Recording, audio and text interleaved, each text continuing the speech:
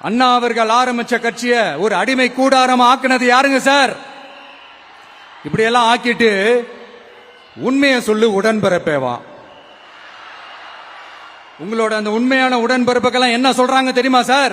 திமுக இப்படி ஆனதுக்கு காரணம், அந்த காரணத்தை வெளியில எல்லாம் போய் தேடாதீங்க, உங்க குடும்பத்துக்குள்ளேயே கேளுங்கிறாங்க. உங்களுக்காக மாடா உழைச்சி தேஞ்சு போய் கிடக்கிறோம். திமுக இப்படி ஆனதுக்கு காரணம் உழைக்காம சொகுசா இருக்கிற உங்க குடும்பத்துக்குள்ளேயே போய் கேளுங்கிறாங்க.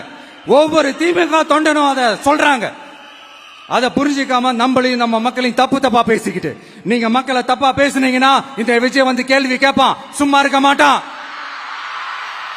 இந்த விஜயும் தமிழ்நாட்டு மக்களும் வேறு வேறு இல்லை. இந்த விஜய் தான் தமிழ்நாட்டு மக்களோட ஒரு உண்மையான ஒரே பிரதிநிதி. இது இன்னைக்கும் சரி, நாளைக்கும் சரி, நாளன்னைக்கும் சரி, இதுதான் நிஜம். மறுபடியும் சொல்றேன், நமக்கும் மக்களுக்கும் இடையே இருக்கிற இந்த பூர்வ ஜென்ம பந்தத்தை, அந்த உறவை ஏதோ இந்த சதிகள் சூழ்ச்சிகள் பண்ணி யாராலையும் எதுவும் கெடுக்கவே முடியாது. கெடுக்க ட்ரை பண்ணீங்க. நம்ம ஆட்சிக்கெல்லாம் வரதுக்கு முன்னாடி என்ன சதிகள், என்ன சூழ்ச்சிகள், என்னென்னலாம் பண்ணி எப்படி எப்படியெல்லாம் தடுத்துடலான்னு.